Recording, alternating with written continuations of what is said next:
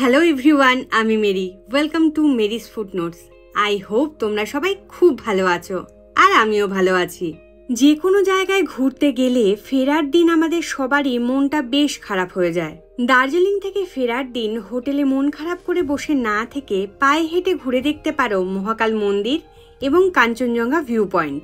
আজকের ভিডিওতে তোমাদের সাথে শেয়ার করব আমার মহাকাল মন্দির আর ভিউ পয়েন্ট ঘুরে দেখার অভিজ্ঞতা। তাহলে চলো আর দেরি না করে আজকের ভিডিওটা শুরু করা যাক। ভিডিওটা ভালো লাগলে please do like, share and subscribe Mary's food notes.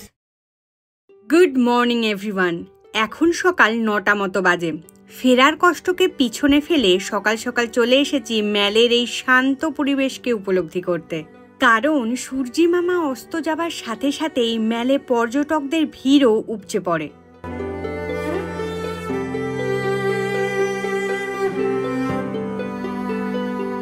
ম্যালের পাশেই রয়েছে মহাকাল মন্দির। এই মহাকাল মার্কেট পেরোলেই চোখে পড়বে মহাকাল মন্দির যাওয়ার সিঁড়ি।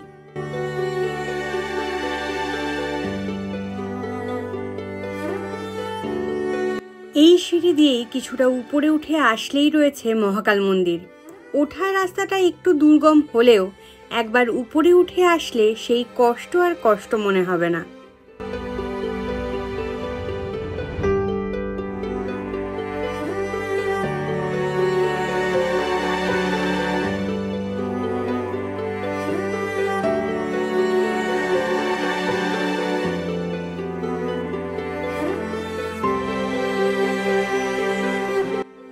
মূল মন্দিরে প্রবেশের আগেই রয়েছে বিনামূল্যে জুতো রাখার সুব্যবস্থা।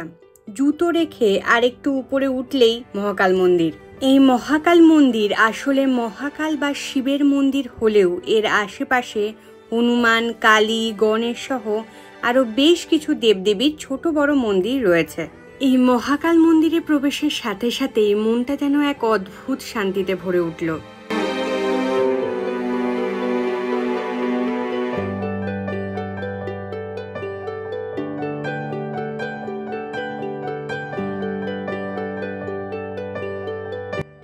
এই মহাকাল মন্দিরের ভিতরেই দ্বাদশ জ্যোতির্লিঙ্গের প্রতিরূপ 12টি শিবলিঙ্গ রয়েছে।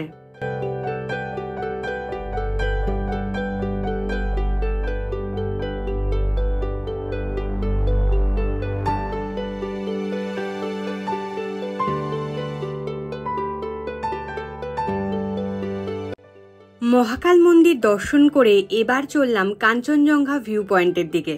মহাকাল মন্দির থেকে একটু এগিয়ে আসলেই এই ভিউ পয়েন্টটা পড়ে।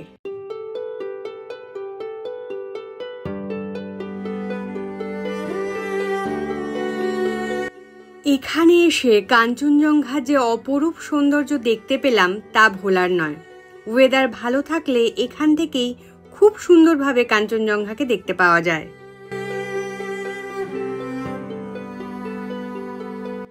এই ভিউ পয়েন্ট থেকে আরেকটু এগিয়ে আসলেই চোখে পড়বে আরও একটি ভিউ পয়েন্ট, যেটি কাঞ্চনজঙ্ঘা মর্নিং ক্লাব নামে পরিচিত। এখান থেকেও কাঞ্চনজঙ্ঘাকে খুব ভালোভাবে দেখা যায়।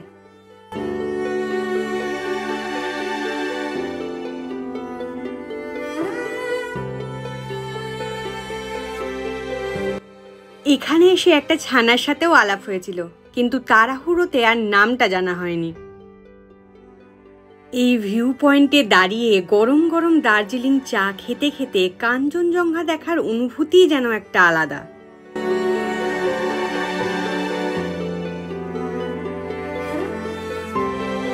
ভিউ পয়েন্ট দেখে যখন আমরা হোটেলের দিকে ফিরছিলাম তখন দেখলাম মহাকাল মার্কেটটা আস্তে আস্তে বসছে। ম্যাল মার্কেটের মতোই এই মার্কেটেও রয়েছে প্রচুর জিনিসপত্রের দোকান।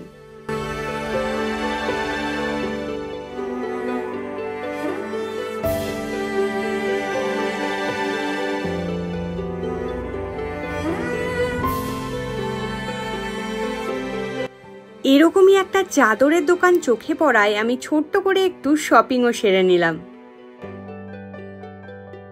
এরপর ম্যালের উপর গোল্ডেন টিপস থেকে বাড়ির জন্য একটু দার্জিলিং চা নিয়ে আজকের এই ছোট্ট ট্যুরের এখানেই সমাপ্তি টানলাম। ভিডিওটা তোমাদের কেমন লাগলো সেটা আমায় কমেন্ট করে জানিও। ভিডিওটা ভালো লাগলে please do like, share and subscribe Mary's food notes. দেখা হচ্ছে আর একটা নতুন ভিডিওতে। ততক্ষণ সবাই ভালো থেকো, সুস্থ থেকো। টাটা।